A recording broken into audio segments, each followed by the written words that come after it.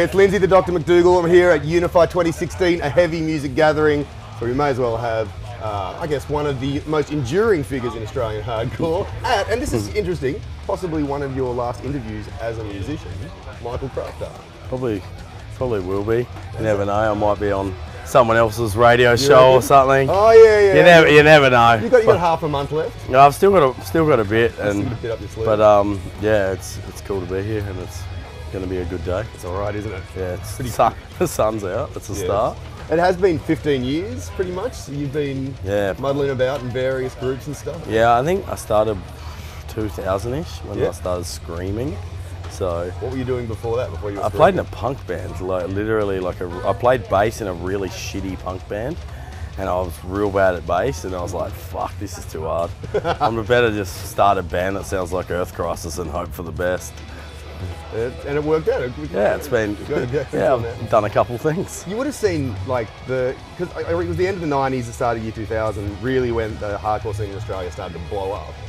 You would have seen it change quite a lot over those. I think, and honestly, this is not sweating you, but I think it was the fact that bands like Frenzel and even 28 Days and stuff who were killing it at those times were taking out Day of Contempt and Mind Snare and stuff like that, and there was a lot more crossover shows, so that really did help, I guess, build a bigger scene. It put a band like Day of Contempt in front of hundreds and hundreds of people they never would have got to play to otherwise, and that kind of was the stepping stone for the prom queens and parkways and kind of everything else. So why then? How's it feel that you're leaving at all?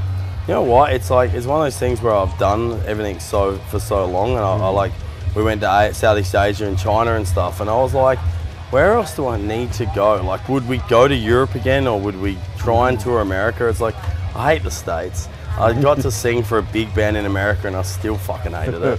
So it's like, what do I need to do that's any more? And it's like, it's a competitive world. There's a lot of tours, there's a lot of bands.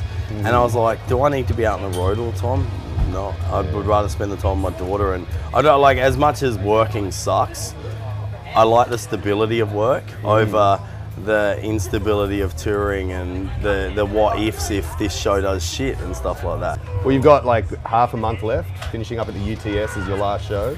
Yeah. And was there something planned for the last thing you're going to do? Or? Not really. I think we'll probably come up with some shit idea half an hour before.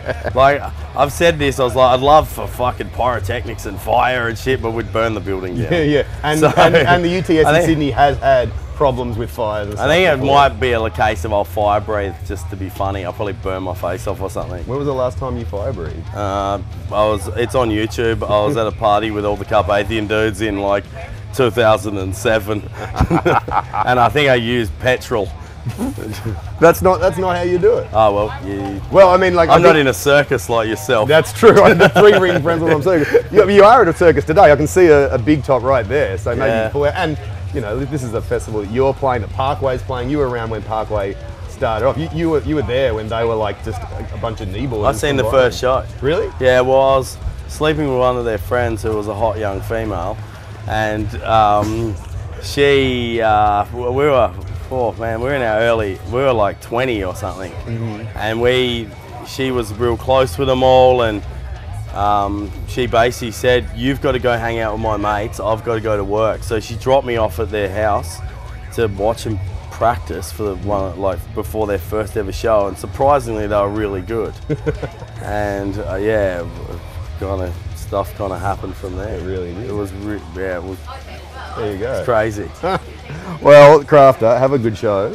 The last sort of big outdoor festival show. And then, according to the internet, you're pursuing your future in tomato farming. So, I really would like to either buy a tomato farm or start a pasta sauce company. I really feel where the money is. I know so much. I feel like if Paul Newman can make salad dressing and pasta sauce, I can do it. If anyone can. You are at least as esteemed an actor as yeah, exactly. I was on Big Brother. Hey, that's true. What did he do? That's fuck. Just the fact my head would, because his head's on the fucking thing, my head would have to be the whole fucking thing because my head's so big. And it'd be you could just imagine it wouldn't sort of sit right. It'd have to be a square bottle.